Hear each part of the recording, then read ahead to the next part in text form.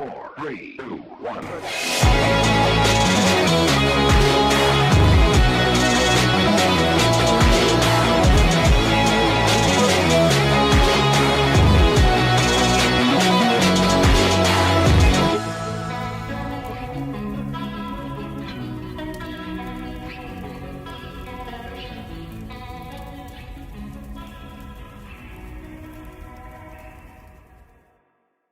The sponsors that hook us up, and tonight is on the podcast is no different. And tonight I want to talk about Taylor's Tins. Taylor, you're a rock star, brother.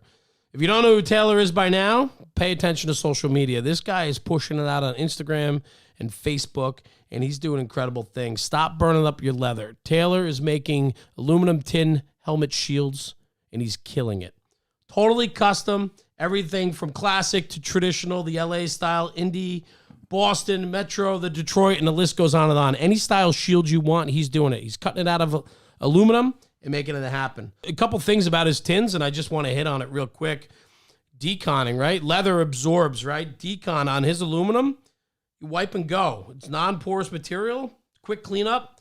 Think about it. If you're a fire instructor and you're doing multiple burns a week, get rid of the leather shield and go with an aluminum front.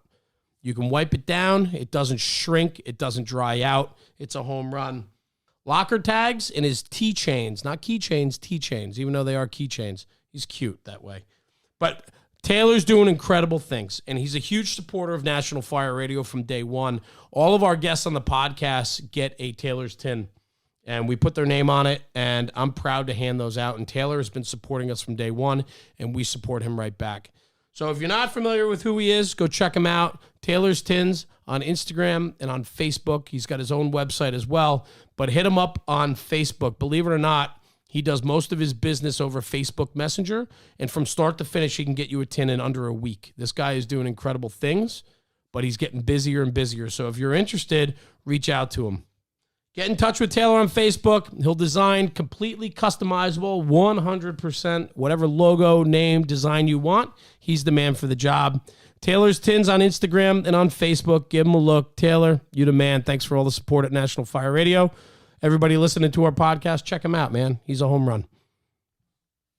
That was good. I want to buy another one. We are blessed at National Fire Radio to have the best sponsors in the market. First in Emergency Products, Ryan Dodd and company here. These guys are rock stars, and let's talk about them real quick. First in Emergency Products, they're on Instagram and Facebook, and you can find them there, and we'll hit their handles out there and so on. But these guys have supported us from day one as well, and now we are fortunate enough that the National Fire Radio studios are located in First in Emergency Products headquarters here in New Jersey. Ryan Dodd, the operator of the company here, is a dear friend, and he gave us space here so that we can grow and put out the content that we're doing. And I can't thank him enough and the company. Larry Cohan, these are all guys that they're rock stars. They support us 110%.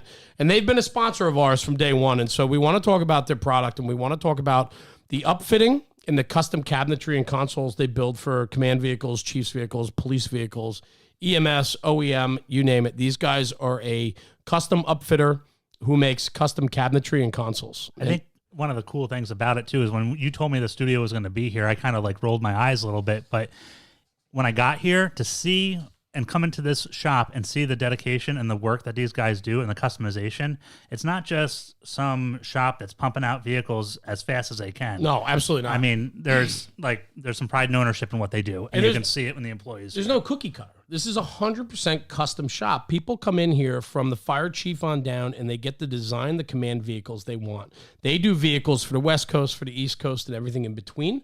They have some cabinets. I just saw them. They have some cabinets going to the West Coast in California that have trifold flat screens that come out, fold up, and flip down with like a sun glare visor on them. They're incredible. It's over the top, but they're only limited by your imagination.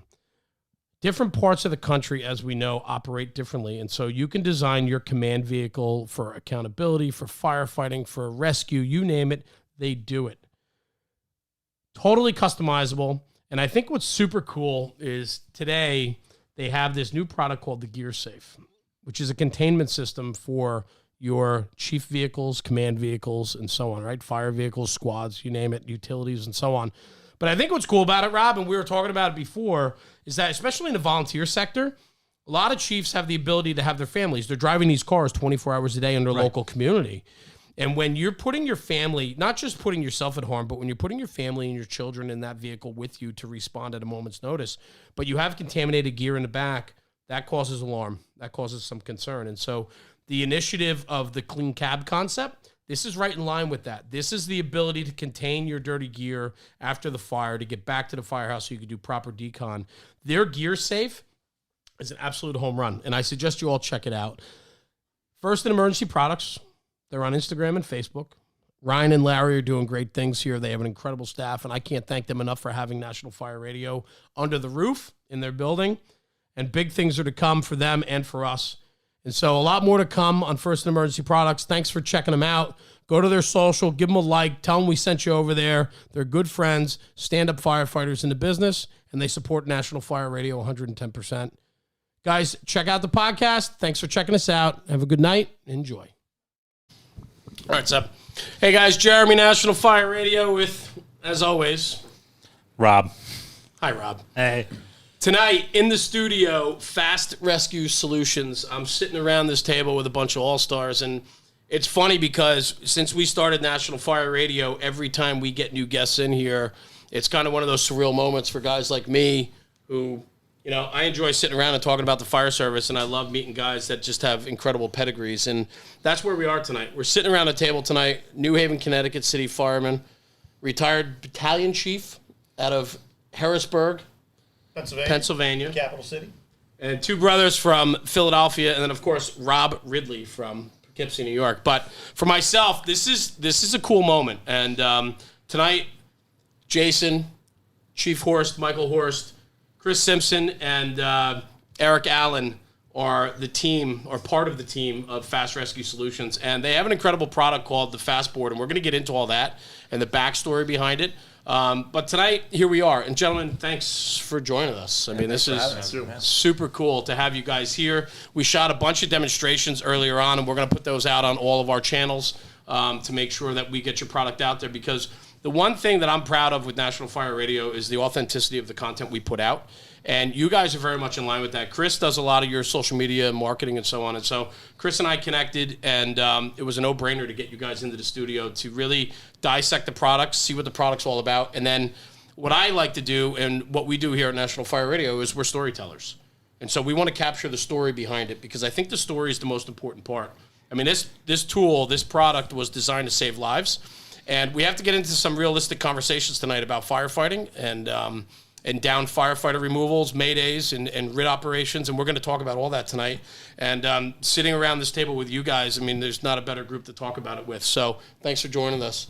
Let's get into it, man. Eric, you are the inventor, the founder, and why don't you give me the architect? Yeah, the architect. I like that. I thought of the Matrix when you said that. I was I like the that. architect. All right. So Eric, man, lean into that mic. Give us a little background on the product, and then we're going to just flow from there, brother. So my name's Eric Allen. I'm a Philadelphia firefighter for about 24 years now. I've been on their special operations company from the beginning of their formalized training program, which has been about 18, 19 years now. I did firefighting in the Navy. I served on the USS Forrestal, and I got pulled onto the at-sea firefighting team. And that's the first real exposure to the fire service that I had. And I was like, wow. The hook. This is freaking cool, man. Everybody wants everybody to do good. Everybody's like helping and all this stuff. No backstabbing. And that's when I really decided I want to be a fireman.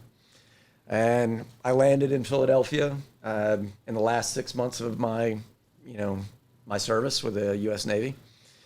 And I was like, hey, they're giving the test. I went and took the test. And it took about 2 years after I got out of the Navy to actually get on the job. I was number 86 on the list, and they took 84. and I was like, I'm not going home. So I guess I'm going to stay here and do shit jobs until I get home. And that's what I did. Got on the fire service in the academy. I mean, really, one of the first things that got impressed upon us was firemen die. And the last big fire where, firefighters in Philadelphia had died was the Rising Sun Baptist Church. And I remember the story, of, I didn't know it at the time, but some of the best firefighters own the fire department, and some of the best ones that I've ever met in the fire service were trying to get that firefighter out of the basement. And they thought they were going to die in that basement because nothing they did worked. Every time they moved up 2 steps, they moved back 1. Every time they moved, they got hung up. So right from the beginning, it was like in our face. Getting a fireman out of a basement is a deadly thing, and it is tough. It took me a while, and when I finally got into the special operations program, I remember the day that we were getting trained to move firemen up a set of stairs, and the instructor was like, "All right, this is the best we got. It sucks. It's going to suck the entire time. You guys come up with something better if you can." We didn't come up with anything better. We got done with what we were doing. We learned the techniques. We learned it as best we could. It sucked. And then I was real fortunate. I was a bit of a rope nerd, and I got to teach the next 3 special operations courses. And I found myself saying the same thing to the students that was said to me. Hey, this sucks. This is hard. You're going to have to put your face down in that guy's crotch. You're going to have to get his legs up on your shoulder. It's going to suck. On the 3rd time that I did it, I was like, maybe we should try to come up with something better. Yeah. And I bit into it, and I just couldn't let it go. And then it was, I was going to work with some other guys, and kids and family and schedules and everything else happened. And, I was out there working by myself, doing popsicle sticks and tool dip and baling wire and cutting backboards in half and doing all this stuff. And then something hit. Something started to work. And this is what, about 7, 8 years ago? It's about 7 years ago now. Okay. 7 or 8 years ago now. Right. It's hard to even remember. 7 or 8 years ago seems like 100 years now. But as soon as I got something that worked, I gave it to guys that I trusted. I was like, I don't even want to watch it. This is how you use it. Go and play with it and tell me. Like, don't be my buddy. Kick me in the teeth. Yeah. Tell me what's wrong. Don't tell me what's right. Tell me what's wrong. And they would come back to me and they would say, this didn't work. This could be better. And I would take it back and I would play with it and I would look at it and I would dream about it. And I'd wake up at 3 o'clock in the morning and go work on it for 3 or 4 hours. I know that feeling. Or I'd sit and look at the ceiling and think about it forever and refine it. And then I got it to the iteration that we're at right now, and I took it back to those guys. And it was really important to me. I took it back to the guys all the way back to my academy. I took it back to the 2 guys that pulled that fireman out of that basement. That's what I was going to ask you, yeah. And I would not launch until I got both of them to look at it and say, yeah, that's good. And it took me a long time to get that done. And once they said, hey, I don't see anything more that you can do, and I wouldn't take anything away from it. Yeah. I said, all right, well, then I'll move forward now. Yeah, that right there, it's become a love for you, right? This is a true passion that you have for this product, and you've put everything into this. Just our conversations before we even started, just hearing the backstory on all of this is quite impressive. And then to round yourself out with a cast of characters that have a strong pedigree behind you, I have to think that, and I've seen Steve Jason. I saw demonstrations put on by him with the board, and that was my first exposure to the fast board and so on. So I know that not only for yourself as the creator of this product, but every guy that you've surrounded yourself with to talk about this product and educate, right? Because you're not selling, you're educating. When you educate the people, the firefighters, right? The guys that you have doing that share that same passion that you have. And that's cool, man. I like that a lot, right? You surround yourself with people you enjoy being with and that share that common theme, and it's fantastic. Yeah. I can't have people around me that I don't trust. Right. And I can't have people around me that are, full of shit. Everybody who's come forward has come forward and said, hey, we've looked at what you're doing. We're not just interested in it. We want it. Steve Jason, he called me up. I didn't know where he was from. He's like, can I come down? I've been watching you on Facebook. Can I come down and see what you're doing? That's cool. And That's great. I was like, yeah, I'm working tomorrow. You can come down. And he drove, and I didn't know this. He drove 2.5 hours to come down and just take a look at it. And I showed him what we were doing, and he's like, I didn't know him from Adam. I didn't know who he was or what he did or anything else. And I showed him on top of the pool table in the firehouse. And he was like, yeah, man, I really like this. Can I show this to some other people? And I just slid it across the table, and I was like, yeah, take it. Nice. Yeah, go do. I know he shares a passion with like all you do too on the product. And you said something, Eric, that caught my attention. You said full of shit. And, we talk a lot about that in the fire service nowadays about full of shit. That is a big thing. Chief, you and I talked about this before. And I think it's a concern. And what I wanted to dive into tonight, what I think are people that follow our podcast or listen and chime in and so on, I think what they appreciate about what we do is there's no roses and sunshine. We paint true pictures here. We tell stories and we talk about reality. The reality of removing a downed firefighter is not what most firefighters are learning in training. And Chief Horst and I were talking about this prior to going live with all this. We were talking about in the recruit school about how they teach, and removals and standard removals should be taught at day one. And Chief, maybe you want to talk about that a little bit. We were talking about it before, and maybe you want to dive in just a little bit so we can kind of paint the picture, because where I want to go with this is I really want to talk about how difficult the challenge of removing an unconscious downed firefighter truly is. Not in a training building, not with a mannequin, not with a unconscious firefighter, quote unquote, but it's just a fireman laying on the floor of a building with no clutter and no furniture and so on. I mean, the training conditions, truthfully, a lot of times for down firefighter situations are not realistic situations. Absolutely. And so the removal of an unconscious firefighter is probably one of the most difficult things to do, and probably one of the least done jobs on the fire ground. Like, if you think about the amount of fires and the amount of firefighters in this country, how many times has a firefighter in their career removed a downed firefighter? Probably slim to none, right? So, Chief, you want to start the conversation on that? Would you mind? Sure. Awesome. I think one of the things that we're trying to grasp at FAST is we're trying to crush the current culture. We believe it's wrong. We believe that when you have to go to a RIT class to learn how to save yourself first, firefighter survival, that's an epic failure. Yeah. You should have learned that day 3 of the academy. Day 1, this is your turnout gear. Day 2, this is your SCBA. Day 3, this is how you rescue yourself and the guy next to you. That should be at the academy. But at the RIT classes I'm trying to help people with now, I'm finding that they're spending the first 8 hours of a 16-hour RIT class on firefighter survival. That's wrong. I believe that the second you snap that first snap on your turnout gear, that's a commitment that I will. That I will is that it's about them. This whole thing, what we do at FAST, is about them. We believe that the only way that you can save a human being in a burning building is to go inside and get them, or get them in a window or whatever. But it's got to be about them. But here's the thing.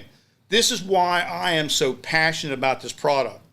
From all my time when I was a fireman, when I was a company officer, when I was a command officer, then I was a battalion officer, when I was the acting chief of the department, it's about your own personnel. 9/11 taught me that. It's about your own personnel. You need to be able to provide something for them. So here's how I look at it. If you're running at 160% as a human being and you're trying to save people's lives, things are going to go wrong. I don't care how physically fit you are. There's going to be a situation where someone is going to go down. And here's what people have to train at. This has to be the training minimum. The minimum is that you're going to remove an unconscious, not breathing, down fireman in an IDLH. That's the worst case scenario. If you're trapped and encumbered and have 3/4 of a cylinder, okay, fine. We'll get you out eventually. You're good to go. We have RIT bags, fast bags. We can support you in many different ways. But when you're unconscious, not breathing in IDLH, you got 5 minutes to live. And that's the thing that we preach. We preach, five or die. The five or die mantra that we're about is that if you can't get that unconscious, not breathing fireman in an IDLH out in 5 minutes or less, it's an epic failure. We are amazed that today that people talk about studies. The studies, the two most popular studies in the American Fire Service were conducted almost 20 years ago. Okay? Phoenix, Arizona, and Seattle are the two old ones. And essentially what came out of that whole thing was it takes 18 to 22 minutes to rescue a downed fireman in a RIT situation.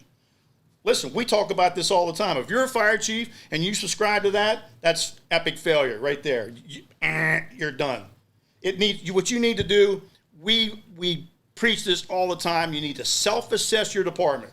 If you really think that you want to provide the best protection for your people, you're a fire chief and you're out there listening, or you're a company officer, put one of your people down below grade and have your personnel start from upstairs. And if they can get them up and out without a hasty rescue device, an HRD, like a fast board or something else, then you know what? If you can do that, and I've seen it done, attaboy. But what about when the A team's not working? What about when it's the B team or the C team or the D team? Can you get that done? So that's really why I'm so passionate about it. I think we need to rethink the whole process. We need to go to the worst case scenario, unconscious, not breathing, in an IDLH. There is no time to do anything. That's when the air management man needs to become the bag man and the board man, and so we'll go into that later, but it's... How do we do that? I mean, how do we educate, right? I mean, this is why we're doing this tonight, right? But, how do we, if that fire or die, like that, I truly haven't heard that before until right now. And I'm thinking that is a mantra that's going to pound in my head probably for the rest of my career in the fire service. And it's scary, right? Like, I think about in the volunteer fire service, career volunteer, it doesn't matter, right? When you take on that responsibility as an officer, as a firefighter, but as an officer, as a chief, you have that responsibility of bringing that company home. You have that responsibility of bringing that fire under control and saving life and preserving property, right? And that fire or die, 5 minutes goes very quickly in a fire ground. And when you want to get into some real conversations, and this is, Chief, thank you for leading into this because this opens the door to this conversation. Let's be brutally honest. How many people are going to be able to perform that? And go ahead, Rob. I don't think a lot of people will be able to perform it because I know from my own career, like going to New York State Fire Academy, being taught New York State's version of what they consider RIT operations as a fast class, and then like believing in this fake cult following of this is going to work. You're going to do great. Like you said, it sucks, right? And then I remember getting out to fire. I've talked about this numerous times. I went out to Firehouse Expo. I did RIT under fire. And I said to this guy from Chicago, I was like, well, I've always been taught to do that. And he looked at me and was like, I'm going to let you try it when the building's on fire, and we're going to see how well it works. And I was like, oh, all right. And he just had this confidence to him. And I remember getting in there, and like it was hot, and I couldn't move my hands. Like that digital dexterity went away, and it was gross motor skills. And it was at that moment where I was like, this is why they taught us all these simple things today, because this is going to work. Like all this fake, I don't want to say fake news, but like all this fake stuff that I've been taught, it went right out the window because none of it worked when I was under a live fire condition. And that's what stress-induced training is about. Yeah. Stress-induced training brings that about. It makes your motor skills start to shut down because your brain can't handle what your eyes are seeing. Yeah. And that's what's so important. That's why the 5-minute thing is so critical. So, we're at FAST, we're supporters of the firefighter down CPR protocol. We support that. We integrate that. We are firm believers in that. But one of the things you have to remember is that in that IDLH, can you do that? If you're a believer in high performance CPR like I am, there is nothing you can do while your man or woman is down in that environment. There is nothing you can do to change the outcome. Perfusion is the solution, and without some type of perfusion, they're dying. If you can't, and the only place for that, I'm sorry to say, is on the sidewalk.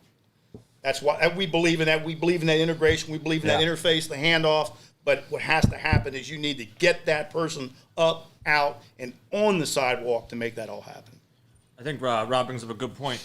So you talk about simplicity. So if you looked at some of the special operations study, when guys are under stress, you know, all the endorphins and everything kicks in, but you lose that cognitive function. What Eric did was essentially take a lot of technical rescue stuff and make it very simple in one simple package. Yeah.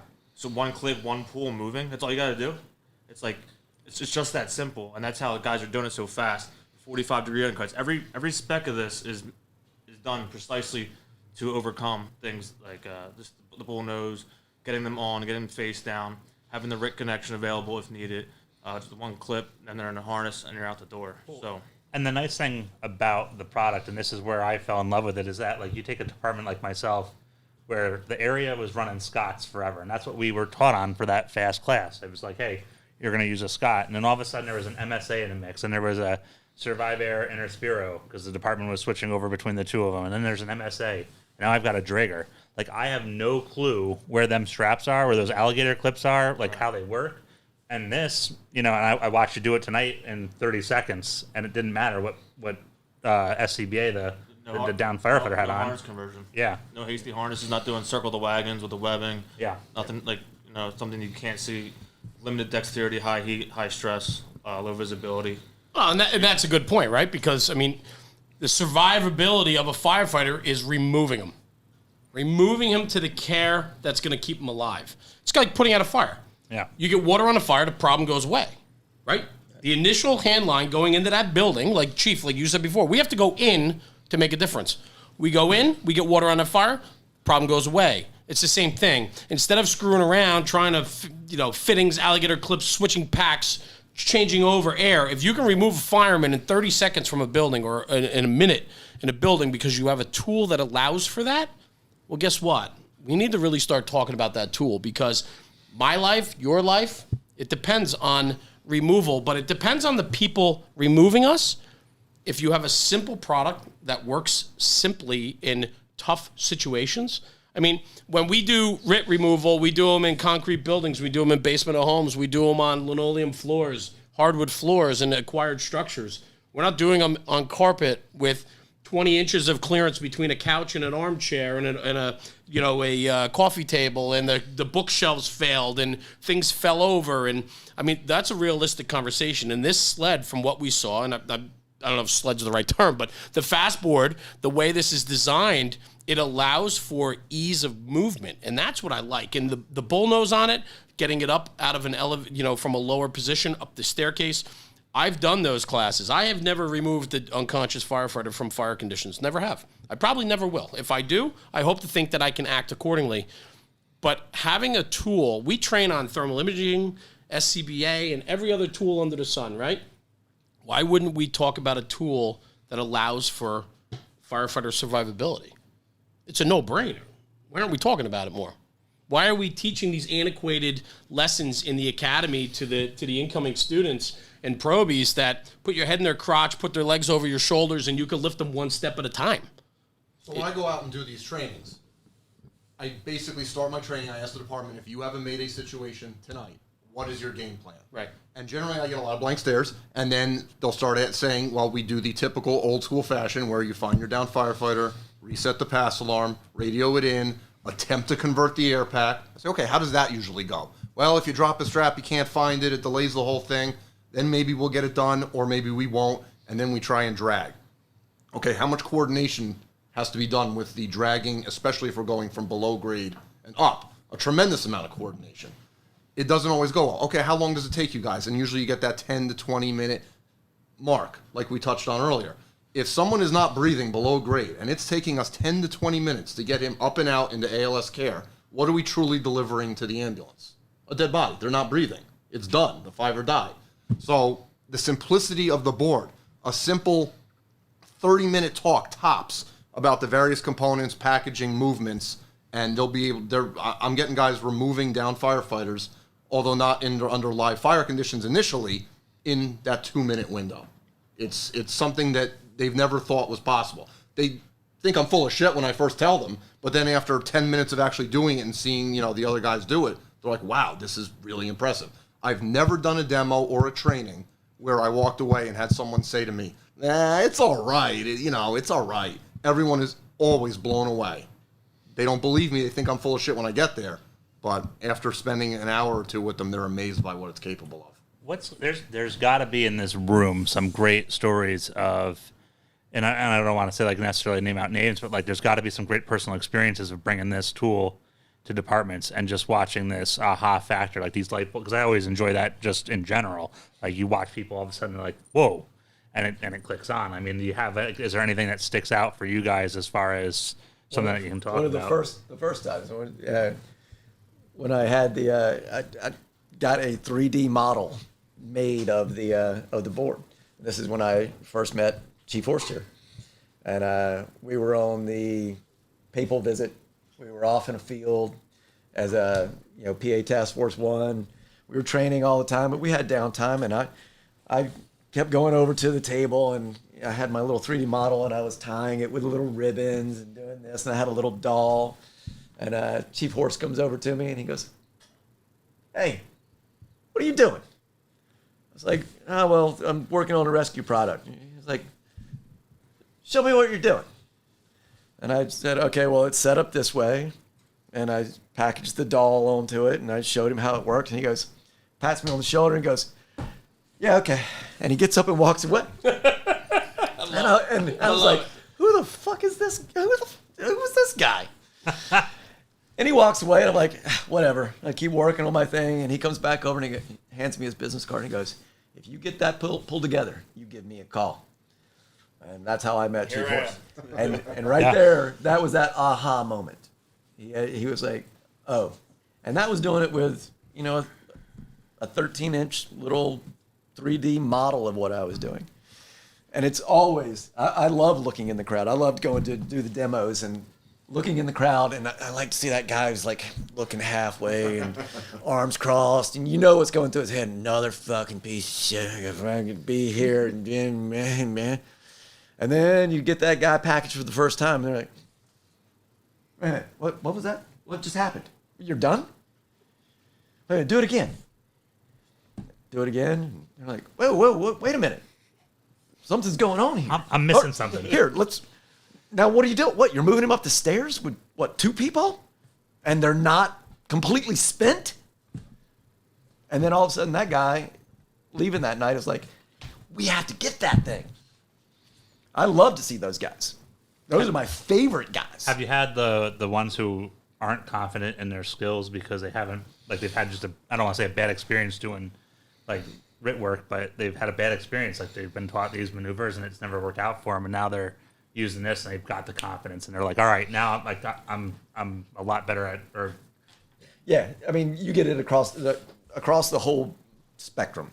You get guys who are like super confident in everything they're doing, and then they get this and they're like just that much more. And we call it 10s and 2s. Everybody can't be a 10. Everybody's not going to be a 2. You're gonna have a lot in between. So it gives that breakover that anybody can do this. And that's what we want it for. It's not just a RIT board.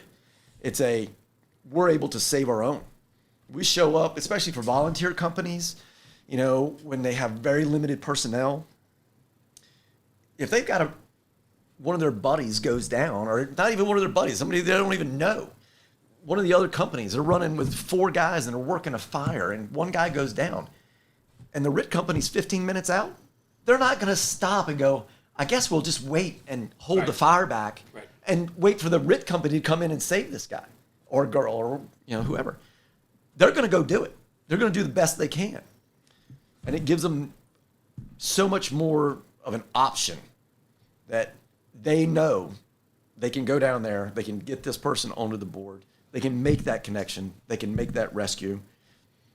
It's not magic. It does take training. It takes familiarization. But it's a tool. It's a tool. Mm-hmm. And you hit on something that I wanted to bring up is that when you start reading NIOSH reports and firefighter fatality reports, and I'm gonna after tonight I'm gonna go back and look at some of the firefighter line of duty deaths and read about the situation to see what the time frame is, right? The time stamps on those reports, right? And I can guarantee you it's not 5 minutes, right? And then take it a couple steps further. You mentioned before removing a firefighter, say up the stairs, right, from a basement, or even through a cluttered room.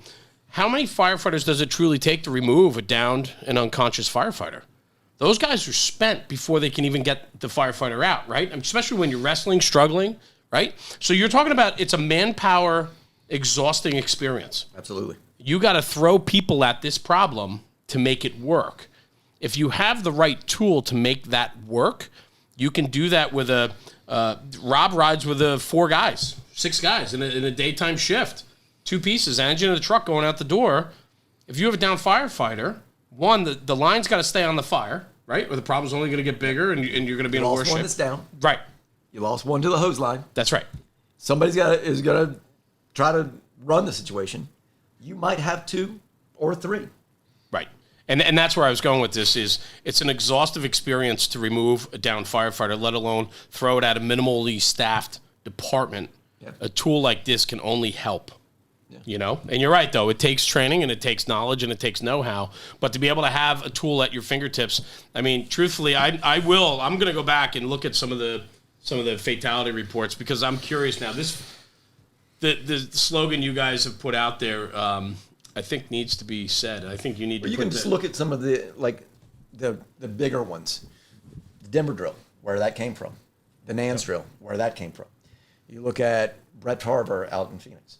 Flat floor. He was in a warehouse. They had to move him around in a warehouse.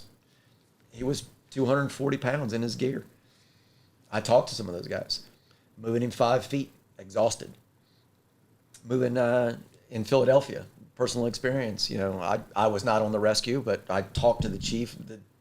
He was my chief, ran that job. They found 2 firefighters at the bottom of the steps. 40 minutes later, they had him out. And then when you go and look at it, you're right on par. And that was Taylor Rubio, right? It's Taylor Rubio. The thing to remember about Taylor Rubio, and I'm not a Philadelphia fireman, but I know this situation well. When Mayor Street did the eulogy for firefighter Taylor and Rubio, he made mention that these 2 Philadelphia firemen died doing something that Philadelphia firemen do every single day of the week, and that's fight a simple row home fire. Yep. That's all that was, a simple row home fire. And those 2 guys, seasoned Philadelphia firemen, died in the basement. That's powerful when you think about that.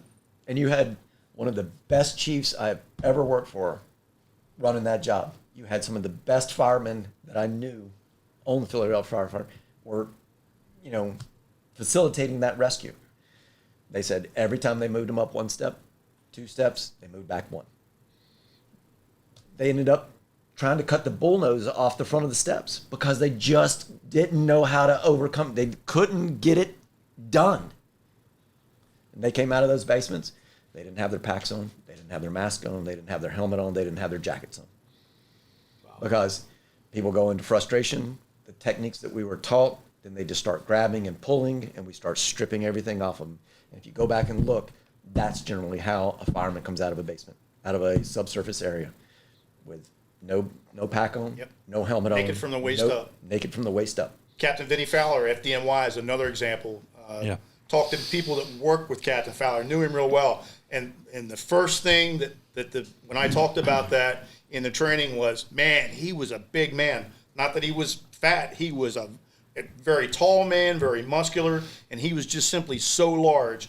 And when they brought him up at the end, when they finally removed him from the building, he was essentially naked from the waist up. And that's the problem. We're taught in the academy extremity drags, extremity carries, those kind of things. They just don't work in this application, particularly when you're soaked from water, perspiration, everything.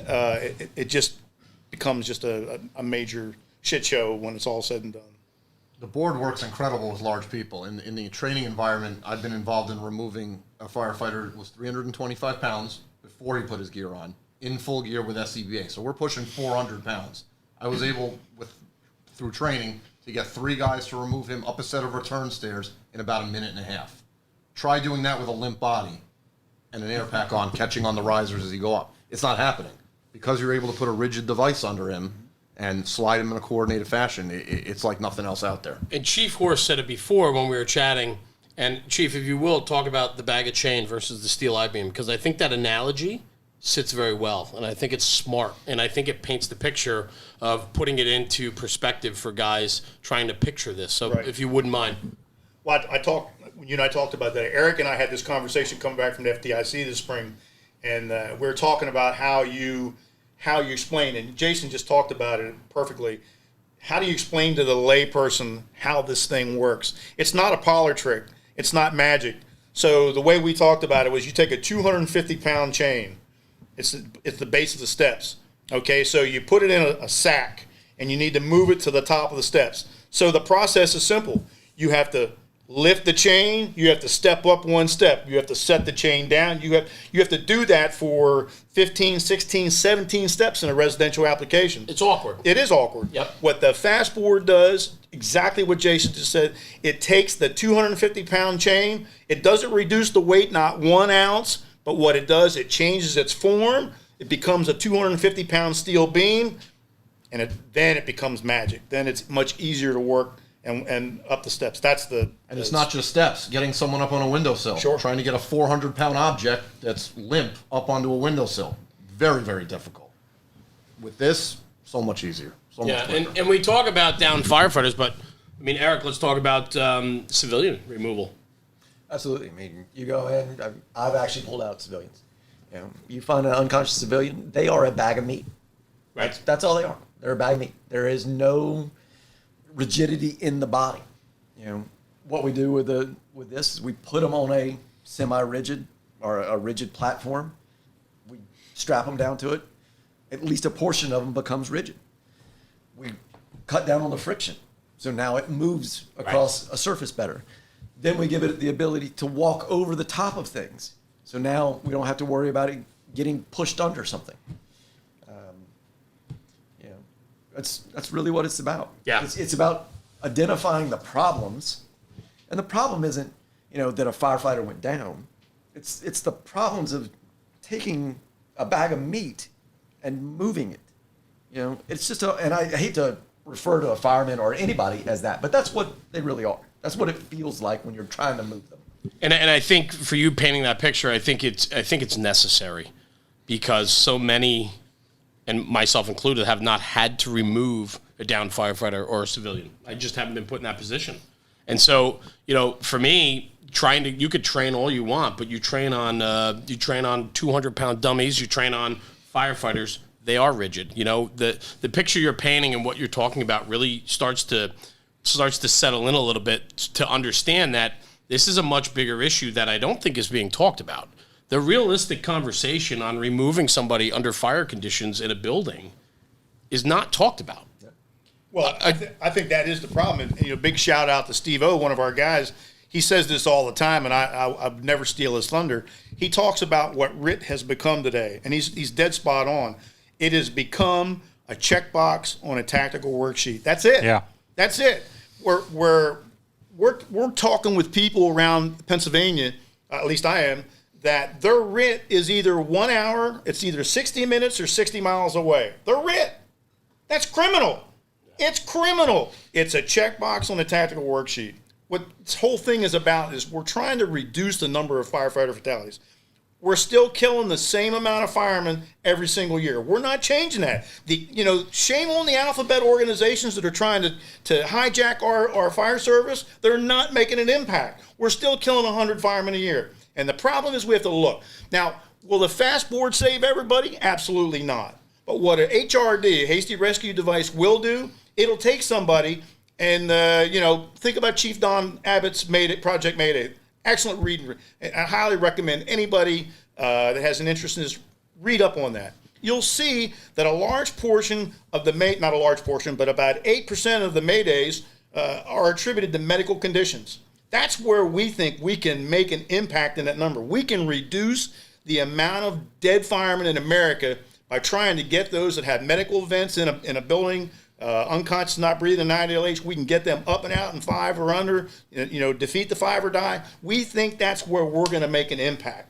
And that's why we believe that the fast board is just like the AED on your fire truck. And I ask this all the time, do you have an AED? Most people today say, yeah. And I'll ask them, who's the AED for? Every once in a while, I'll get a fire chief will try to tap dance with me. Well, we bought that for Mr. and Mrs. I go, stop. You're lying. It's not for Mr. and Mrs. Smith. It's for your fireman first and Mr. and Mrs. Smith second. This is the exact same thing as an AED. It's a first line piece of rescue equipment that's for your people before RIT gets there. And that's why we're so passionate about it. Going back to the Mayday project, you know, I agree with Chief Horst 100%. If you haven't read it, you should read it. It's got an enormous amount of math in it. There's no opinion in it. It's math. And that 8% that we're talking about, and we'll go to demos or whatever, and they're like, well, only 8% of rescues are done by RIT companies. Okay, we understand that. You know, 75% is done by the guy next to you, and the 80% is done by the next company over. The 8% that we're talking about is where 90% or more of the fatalities happen. Why would I talk about the guy who got pulled out by his buddy? Right. Oh, you got your foot stuck. Call a Mayday. Okay, got your foot unstuck. Hey, let's go. We're talking about the guy who goes down. He's not talking to anybody. He's not doing anything. He's not breathing. He's not moving. And we got to call the RIT company. I'm going to grab him. I'm going to do the best I can for him. But you better get somebody else in here. Yeah. You better get something else in here because I'm not getting him up that set of steps. That's who we're talking about. You know, those are the ones.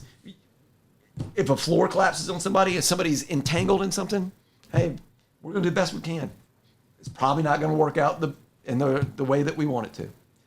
The guy who goes down after the job in the overhaul, he's in the basement, boom, he gets hit by some gas, whatever, he goes down. Those are the guys that we're looking at pulling out. You know, we talk about a lot of different things. We talk about them. We're all here for them, right? We're here. We put ourselves in jeopardy every single day for the public that we serve. But, Chief, you and I were talking about this before. We also have to talk about us. And sometimes we don't talk about us enough. I mean, technology in the fire service has come a long way. Just in the 25 years that I've been a firefighter, I've seen massive sweeping changes. Chief, you've been in a few more years than I, and so on. So, you know, there's been sweeping changes. But why are we lacking in the true conversations we need to have about protecting our own, protecting us, right? We talk about physical fitness. We talk about cancer is becoming a huge conversation these days, and at least it's being talked about, right? Yeah. But are we talking about firefighter safety and survival on a level that needs to be talked about, meaning it's true, it's real, it's in your face? I don't think we're educating our own firefighters enough. I don't think we're having that bag of meat talk.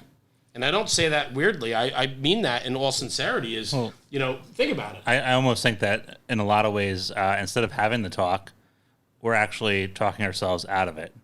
And we're saying like, oh, well, you know, if it's 8%, I mean, that's real. I mean, if it happens, we're all going to go buy a lottery ticket because we're real lucky that day. Like, you know, there's this disassociation that it's not going to, or this belief that it's not going to happen, like that ostrich. And I think, and I've seen it happen more than once where people are just kind of like, yeah, no, like, we do it. But I mean, It really, doesn't matter where you live. 2 fires a year, like Rural, single-family homes, ranches, high-rises. It happens everywhere. You're seeing Yeah. all the NIOSH reports.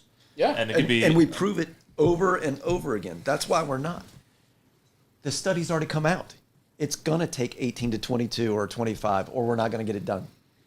The study supports what we're going to do. It's going to happen, and they're going to die. And we're covered. It's a liability issue. We got to have that checkbox so when they go back and look, they're like, oh, well, he checked RIT. We can't go after him. We can't go after the department or the officer. The checkbox was there. But that conversation is a really hard one. Yeah. You know, and a lot of it has been hijacked by a bunch of other things like rope rescue. Rope rescue, you don't move somebody until they are as safe as they can possibly be, where there is going to be no damage done to them from point A to point B. That's great if we got everything else going our way. But if we don't, safety has to go out the window. Safety gets put back on the list. It has to be sped up. You know, we're putting ourselves into dangerous situations to be able to get a lot of value out of it. High risk, high reward. Low risk, low reward. Yeah. Hey, man, if I got 30 minutes to package this guy and fly him out and he's stable, I'm taking all 30 minutes. I'm taking every second I got to make sure that he is 100%. And that's a training scar. That's what that is. That's You a go to training scar. training, and it's okay that it takes, the instructor says, hey, good job, guys. It took you 30 minutes to get this guy up and out. But then they also know that they set up the scenario that was almost impossible to defeat. You know, and they wanted everybody to be creative. And they had to saw through walls and cut through concrete and burn steel. And they had to do all this sock stuff, which is senseless.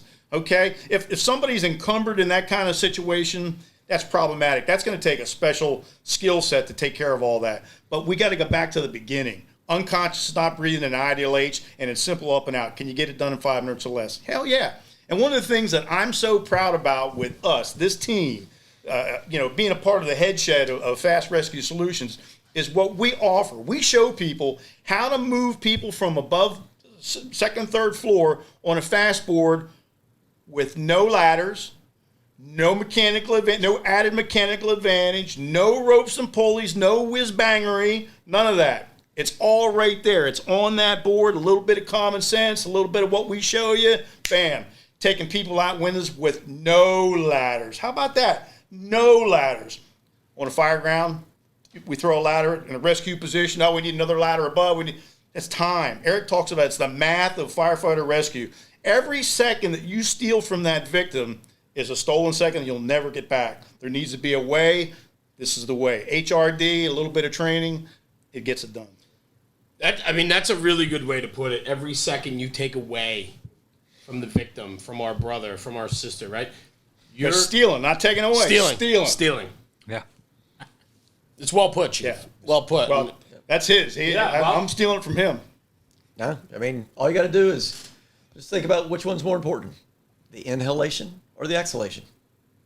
Just stop at either one of them. Yeah. You're going to figure out what's important real quick. No doubt.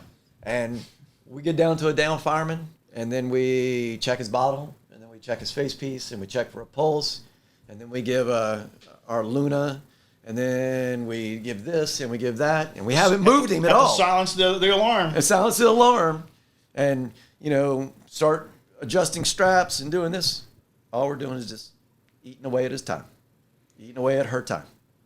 How about a waist belt conversion? Wait, but Have we changed that yet? Have we changed that culture about wearing your waist strap? Jason hit on that, right? Yeah. You said that before. Absolutely. So it's a hot button item right now about wearing your SCBA correctly. Well, if your go-to method is a seatbelt conversion, and the department that you're working isn't disciplined enough to snap the waist strap, so what's the sense of that? You're wasting time looking for it. Stealing time. Absolutely. We're trying to crush this culture. We're trying to change people's thought processes on how they look at this. I love it. Yeah. And really what it is it's a lot about litigation. It's a lot about, you can't put out information that has a crack in the safety. So we safety ourselves to death, or we safety ourselves into your death. Yeah? Fuck safety. I say it all the time. Safety third. I'm like, hey man, we're in a dangerous profession. Yeah. Safety, there's a difference between being safe and being careful. If I want to be careful, I'll stay home. I'll exercise in my house. I can be in good shape. I can eat good food. I can do all of that. But if I'm going to be safe, then I need to know everything about what I'm doing. I have to train it. I have to be proficient. I got to make sure the guy next to me is proficient. I got to go in and make sure he's got my knowledge. I got to make sure that the chief understands my knowledge, and the guy behind me has that knowledge. That's being safe. We don't go into safe situations. We go into burning buildings. Right. We go into, hazardous atmospheres. We go into trenches and swift moving water and, debris fields and whatever else is there. There's no safeties for there. Safety? What? Am I going to tape my ankles first? No. We are rolling out.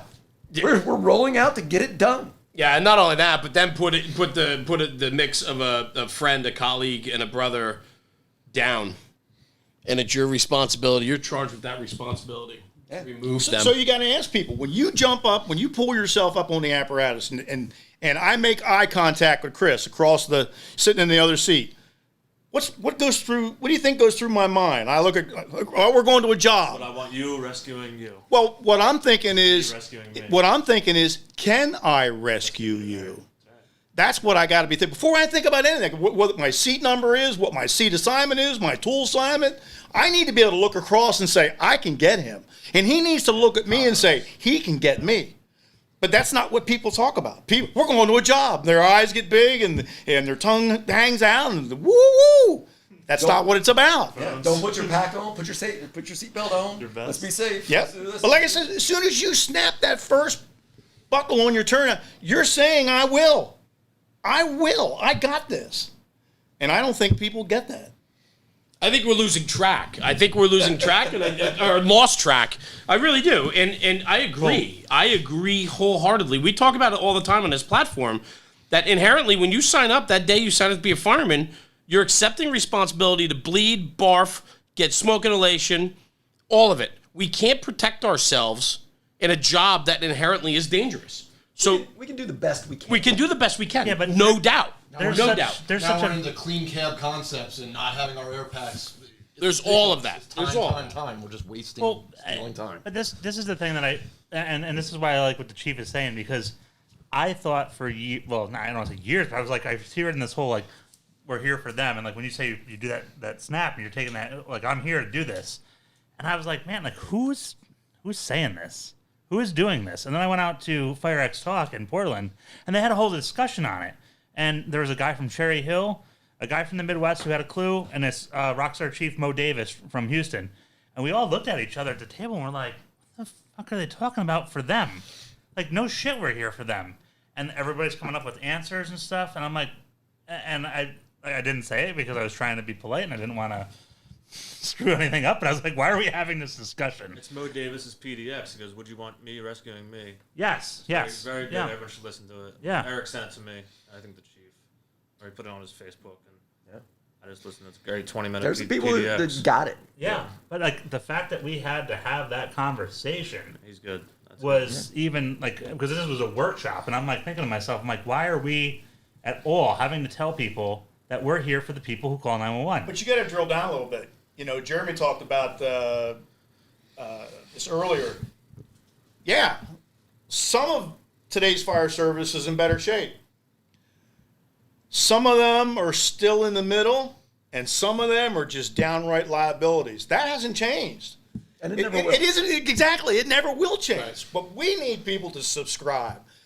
I'm excited that people are buying what we're selling. And I don't mean the fast board. I mean the culture. Right. We have departments that are taking it serious, that they have people that want to be the guy with the fast board.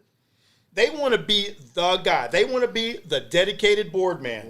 Their responsibility is to carry the fast board, carry a 6-foot steel hook and a pro bar, doing all the things that we teach them to do. That's their job. They've bought into that. They want to be the best guy on the fire ground, that if someone goes down, they have the solution to that problem. And that's what it needs to be. We need that culture to continue like that. That's the culture that needs to get bred. Absolutely. It needs to get bred. And unfortunately, there's a lot of departments that don't buy into that culture. And that's the complacency that comes out of that is what's going to lead to more line of duty deaths. It's not going to happen in my department. I don't do enough calls. I don't do many fires. We don't need this. We're not going to get an active shooter scenario. Let's not do that. We had companies in New York completely change their box cards on who responds to their location based on who had the board on their apparatus. We've had departments completely overhaul their RIT program.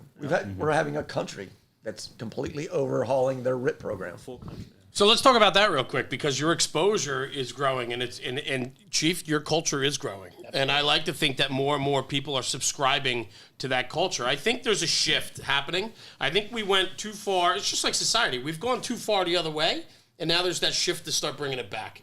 Right? We got to get it back, because the only way this job's going to survive and the only way this job's going to remain good is if we bring it back. If we understand and inherently understand it's a dangerous job, it's a blue-collar job, and that's what it's always been, and that's what it's always going to be. We could always put more safeguards in place, but at the end of the day, you have a job to do, and that job is dangerous. So bringing it back. But, Eric, you guys, the exposure, brother, you guys are all over the place.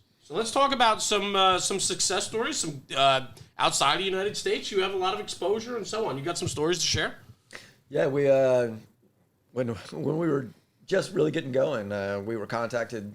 I was contacted by a gentleman in France, and he was going to be in the U.S.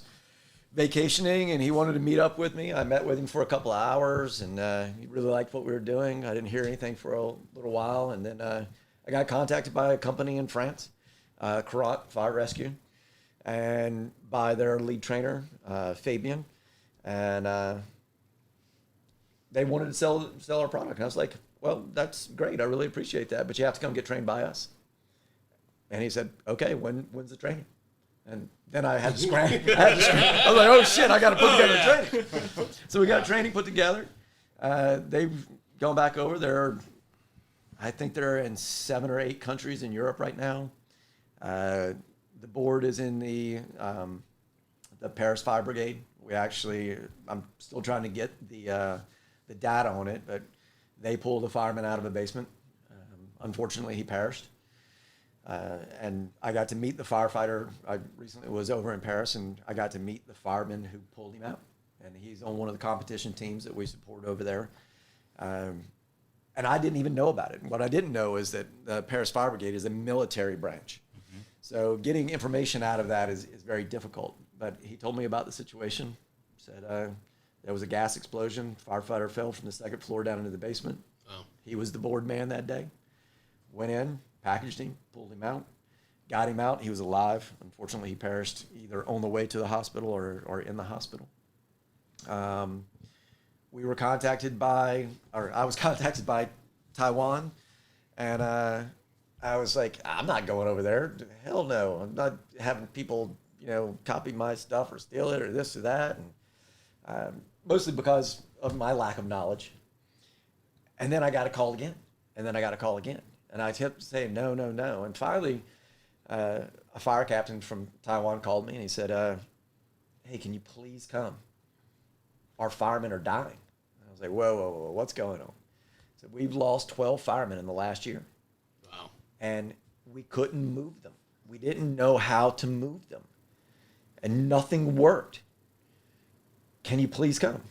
I was like, all right, I'll come. Got over there, trained them on the situation that, the basic training that we give, trained them on the situation that they were involved in. They had 6 firemen that they couldn't move. It took them 3 hours after getting the fire under control. I was able to package them with one other fireman and move them out in about 15 minutes. And guys just left. Guys who were on that job just walked away and just were overcome. And then I found out that one of the members was a member of their family. Wow. They were in there trying to rescue not only their brother fireman, but was a member of their family. Yeah. And they had to walk away. They came back later, and we talked about it. But we're getting a lot of recognition on that. Those stories got to fuel the growth of your company, though, in this product, and the desire to really get this out there. It fuels us. Yeah. It keeps it fresh for us. It quickens us. Sometimes you're just tired, man. You're just like, I got to get up and do this again today. And then you think about that, and you're like, I'm going to get up and do this again today. And then I'm going to do it again, and I'm going to do it again. Because that's the only way you're going to change a culture. And that's why you're changing that culture, and that's where I was going to go with it. I mean, that's you hit it spot on. That's what it's all about. It's awesome. Yeah. So, not to change gears, but what's some of the other options? I know we were going around the board before, but there's that's one of the huge points with this board, and its whole operation is not just for fast operations or rid operations. Yeah, it was originally designed for getting a fireman out of a basement. Right. Then we're like, well, why can't we bring a fireman down a set of stairs? Why can't we bring a fireman down a ladder or off a roof? And then it was like, well, where else do we have problems? So now we've added the drag blanket onto the board, and everything's modular. So everything's plug and play. We added the the drag blanket to the board. So now we're doing hazmat and civilians better. We added the flotation ring so that we can do water and ice. And really what that's about is that familiarity breeds confidence. So if I have one piece of equipment that I might use 2 or 3 times in my career, all those skills are perishable. If I'm not pulling that thing off all the time, if I'm not the spot on guy with it, you're going to fumble.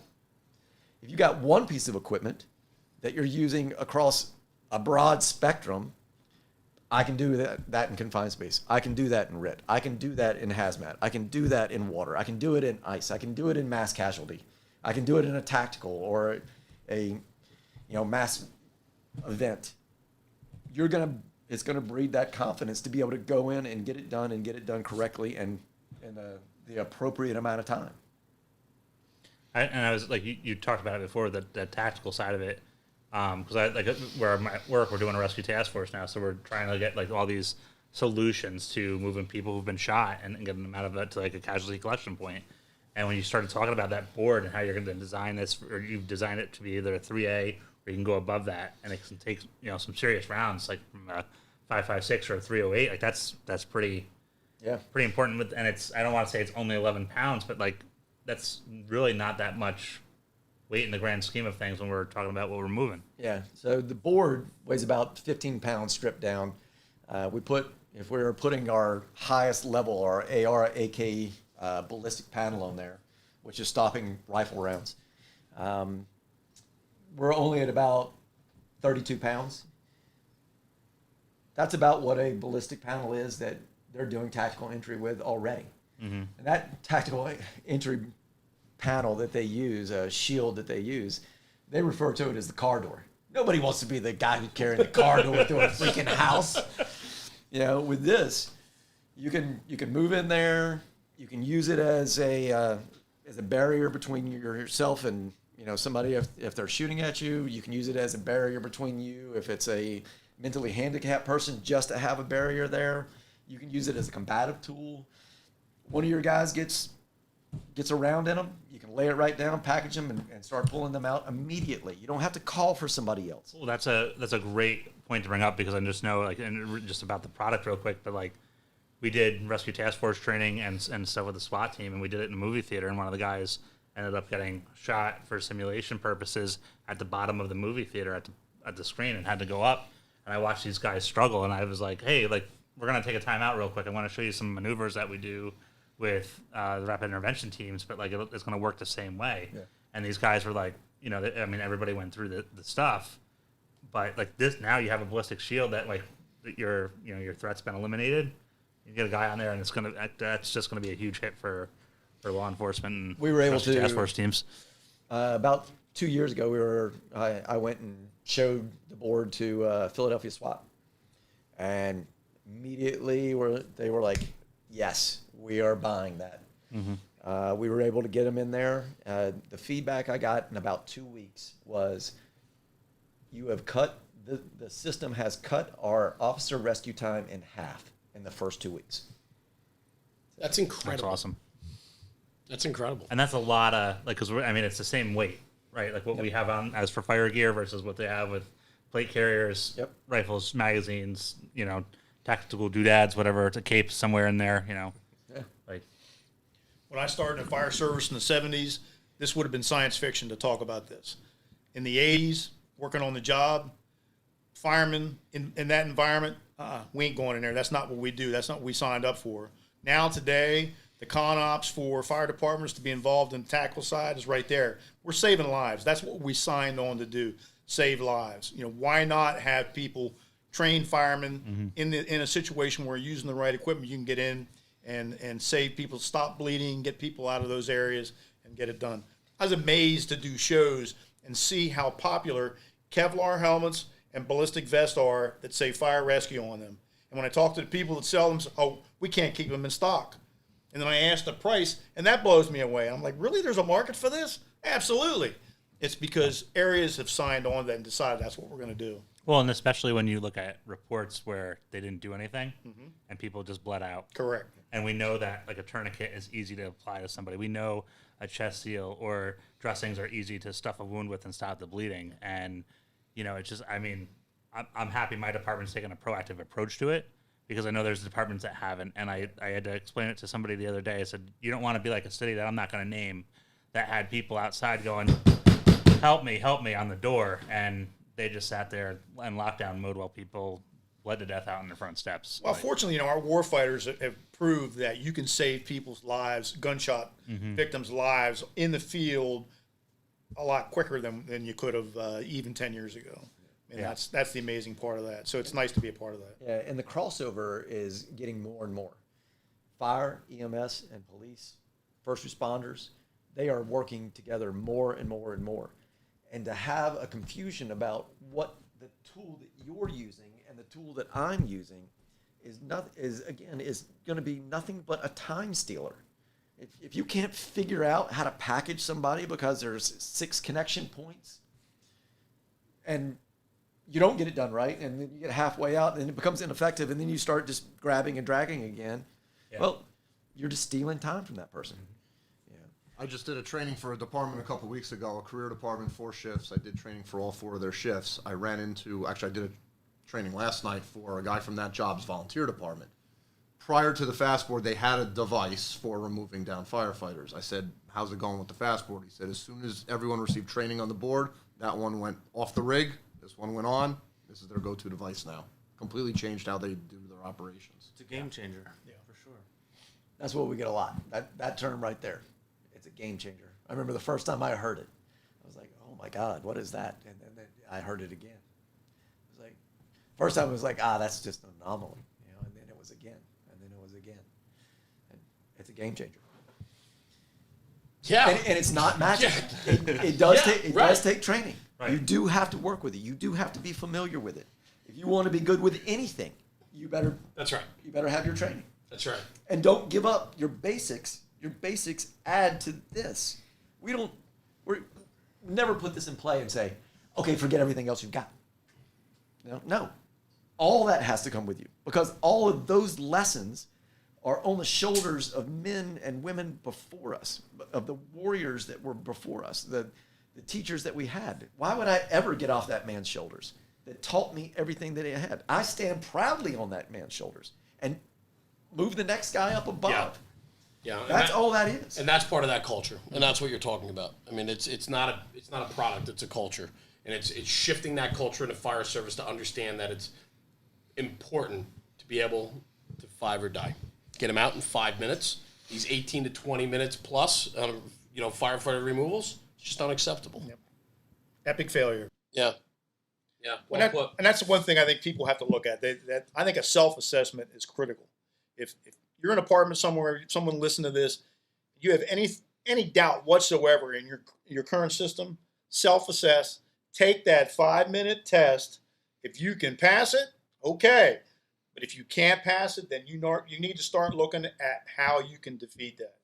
There's a lot of devices out here. Right here's one you can try. I think when you try it, I think you'll like it.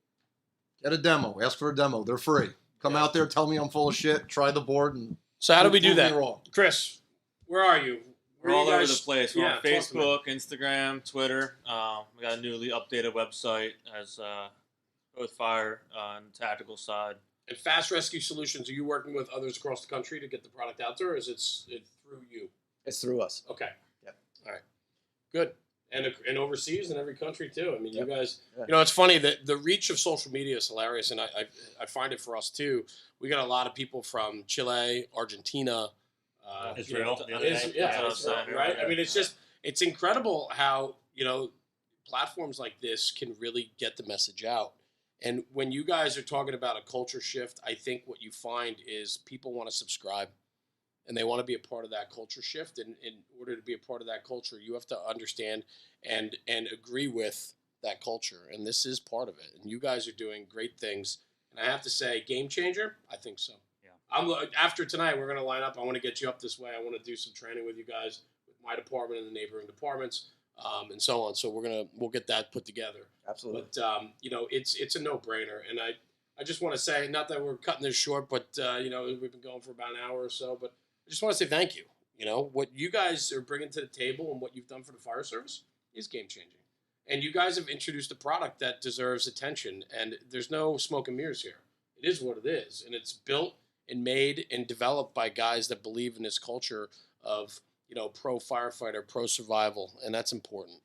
That's important. We know with that said, we're trying to grow our team, you know, our tribe, as we call it. We're looking for people that look at this and say, you know what? I want to dedicate myself to this. I want to dedicate myself to this culture change, and we're always looking for people to help us promote this around the world. Fantastic, and I'm happy that we could do our part, and I'm glad that you guys were here tonight. I think this is fantastic. I'm excited to get this content out, and again, guys, thank you. Thanks for being here, Jason Rivera. Thank you, Chief sir. Michael Horst, appreciate it, brother. Thank you. You and I've shared many stories together over the years, That's and what brotherhood's about. it is. And Eric Allen, thank you, brother, for trusting us with your story. Absolutely. And Thank you. Chris Simpson, man, keep pushing because you guys are doing great things. And Rob, take us out of here, man. All right. That's it, guys. Take care. That's fantastic. Right there. Okay. Beautiful.